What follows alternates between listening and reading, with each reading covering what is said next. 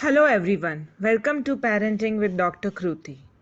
आज फिर हमारे साथ है doctor Deepika Sanghvi, Avia women's hospital Vapi से। तो आज हम बात करेंगे गर्भ अवस्था के फाइनल 3 मंथ्स यानी थर्ड ट्राइमेस्टर ऑफ प्रेगनेंसी के बारे में। तो इसमें क्या क्या चेंजेस होते हैं? राइट। सो ये जो लास्ट 3 मंथ्स होते हैं थर्ड ट्राइमेस्टर, उसमें बेबी का मेजोरिटी ऑफ जो ग्रोथ होता है वो बहुत फास्ट होता है। ये लास्ट 3 मंथ्स में बेबी का वेट गेन अच्छे से होता है। तो ये टाइम में एक बच्चेदानी बहुत बड़ी हो जाती है। तो यूजुअली बैक पेन होना, डिस्कम्फर्ट होना, एब्डोमिनल पेन होना या बार बार पेशाब लगना या एसिडिटी ज्यादा होना, गैस्ट्रिक रिफ्लक्स होना, वो सब नॉर्मल बात होती है। ये जो सिम्टम्स होते हैं वो आपको थर्ड ट्राइमेस्टर में फील हो सकते हैं। ओके।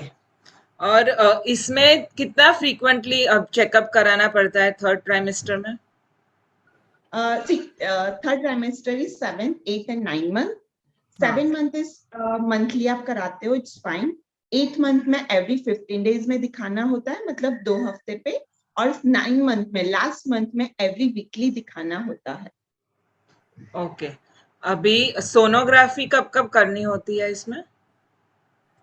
अगर एवरीथिंग इज फाइन, लाइक कोई प्रॉब्लम नहीं है, कोई हाई रिस्क नहीं है, तो हम लोग 8 मंथ में अराउंड 32 weeks पे एक सोनोग्राफी करते हैं, जिसको ग्रोथ एंड डॉपलर बोलते हैं।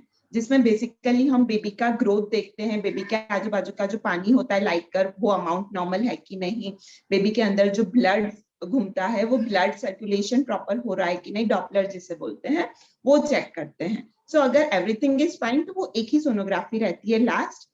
इन केस अगर प्रेगनेंसी जो आपको एक्सपेक्टेड डेट दिया है डिलीवरी का उससे ऊपर जाता है, तो उस टाइम पे एक बार वापस सोनोग्राफी होती है। ओके। और अगर रूटीन में कोई बीमारी नहीं है तो दवाई जो हमने लास्ट टाइम डिस्कस थी फॉलिक एसिड, कैल्शियम और आयरन, वही कंटिन्यू करनी है? यस, सेम कंटिन्यू रहती है। और अगर मतलब इसमें कोई डेंजर साइंस है कि कब इमीडिएटली डॉक्टर के पास जाना है कि कुछ सिम्टम्स हो? तो in that way third trimester में कॉम्प्लिकेशंस होने के चांसेस ज्यादा होते हैं।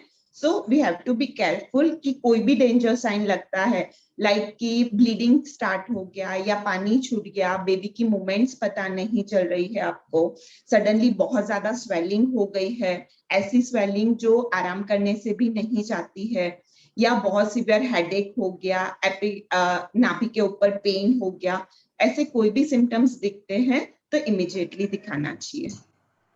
ओके। प्रीटर्म लेबर क्या होता है और किसे ज्यादा होने की आवश्यकता है preterm labour? First, preterm labour means कि नॉर्मली जो लेबर होता है वो फुल टर्म पे होता है।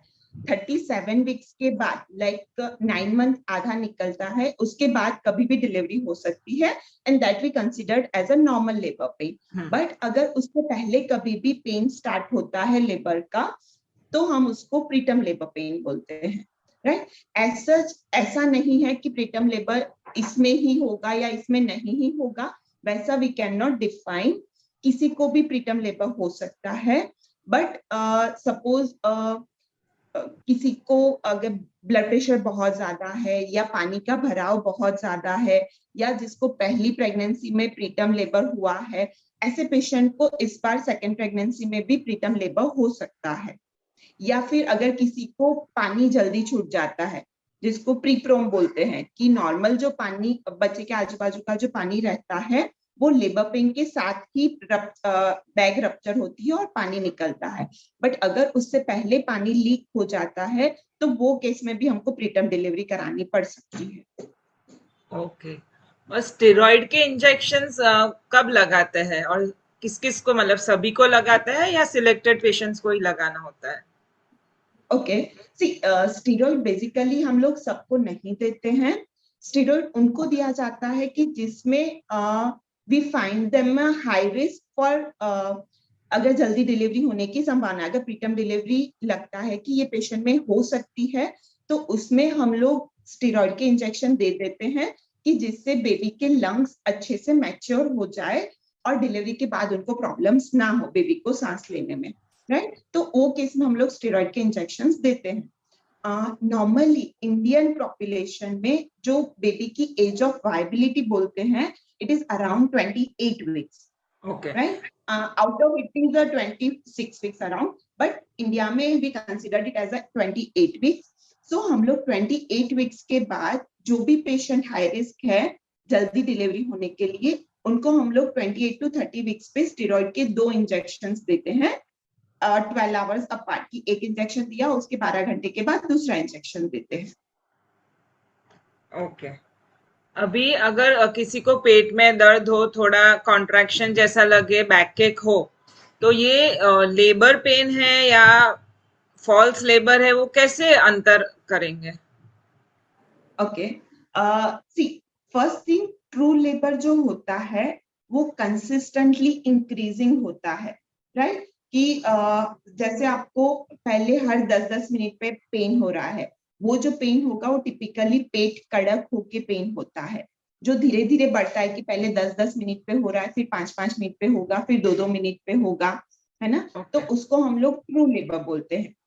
प्लस ट्रू लेबर कई बार साथ में थोड़ा बहुत ब्लीडिंग जैसा दिखता है, तो वो केस में ट्रू लेबर होने के चांसेस ज्यादा है। फॉल्स लेबर इज लाइक कि जस्ट बैक पेन हो रहा है, पेन ऐसे ही आ रहा है, कोई पेट कड़क नहीं होता है, कोई प्रॉपर रिथम नहीं है, कभी भी आ रहा है जा रहा है, या ओके। कंटिन्यूस थोड़ा थोड़ा पेन हो रहा है, तो वो फॉल्स लेबर हो सकता है। But still you are not the right person to जज कि ये फॉल्स है कि ट्रू है। सो एनी टाइम आपको डाउटफुल लगता है या पेन होता है, प्लीज अपने डॉक्टर को दिखा दीजिए। ओके। अभी पेनलेस लेबर का नया चालू हुआ है, तो वो आप थोड़ा डिटेल में बता सकते हैं, पेनलेस डिलीवरी क्या होती है? Okay, so painless delivery is कि नॉर्मल डिलीवरी ही होती है उसमें, बट जो लेबर पेन होता है वो काफी परसेंट में कम हो जाता है। उसमें बेसिकली हम करते क्या है कि लेडी को हम लोग एपिड्यूरल एनेस्थेसिया देते हैं, जिसमें बैक में एक इंजेक्शन लगा के उसमें से दवाई देते हैं, जिससे उनका पेन कम हो जाता है। बट मोटर एक्टिविटीज मतलब लेबर के टाइम पे जोर करना या डिलीवरी कराना, वो नॉर्मली वो करा सकती है। ओके। सो उसको हम लोग पेनलेस लेबर बोलते हैं। ओके।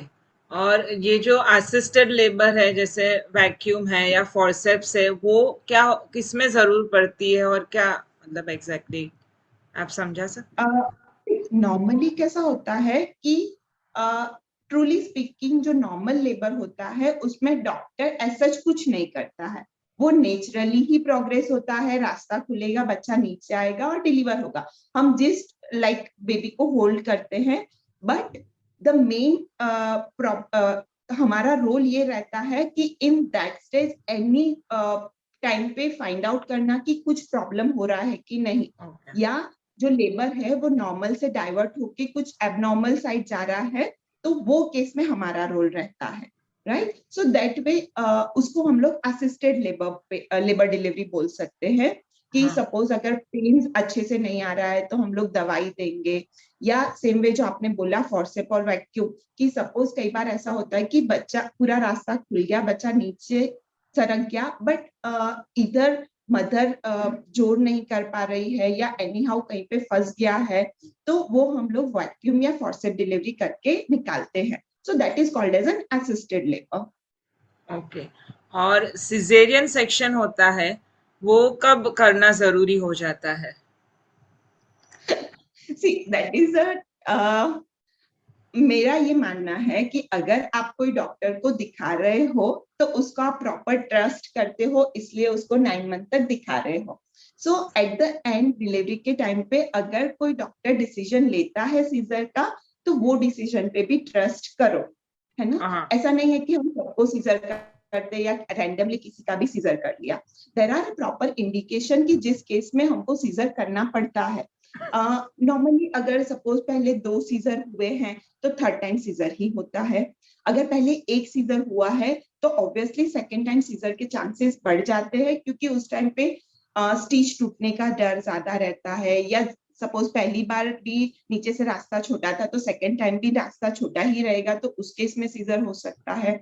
उसके अलावा अगर बेबी की पोजीशन सही नहीं है, मतलब नॉर्मल बेबी की जो पोजीशन होती है वो हेड डाउन रहता है, जिसको हाँ। कि फेलिक पोजीशन होते हैं, बट अगर बच्चा उल्टा है, आड़ा है, तो वो केस में हमको सीजर करना पड़ सकता है ना।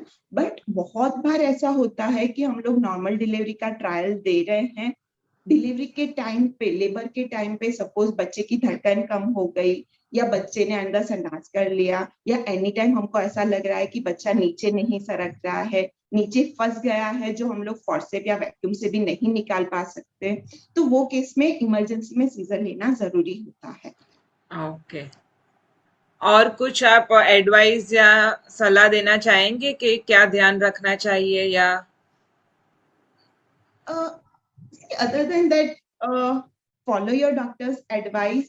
As such, अगर सब कुछ नॉर्मल है तो थर्ड ट्राइमेस्टर में कुछ प्रॉब्लम नहीं होता है, नॉर्मल आप रूटीन काम कर सकते हो। अगर आप एंटीनेटल एक्सरसाइजेस कर रहे हो किसी के गाइडेंस में, तो वो कंटिन्यू कर सकते हो। ऐसी कोई एक्सरसाइज जो आप पहले से कर रहे हो तो वो कर सकते हो। कुछ नया अपने आप ट्राई नहीं करना है, नॉर्मल घर की रूटीन काम आप कर सकते हो। जैसे मैंने बताया कि रेगुलर डॉक्टर को विजिट करना है, वो प्लीज आप अटेंड करो। And if anything find abnormal, कुछ कॉम्प्लिकेशन है, तो वो डॉक्टर आपको बता देंगे। Okay, thank you so much. Welcome. अगर आपको ये वीडियो पसंद आया तो उसे लाइक करें, शेयर करें और चैनल को सब्सक्राइब करें। Thank you.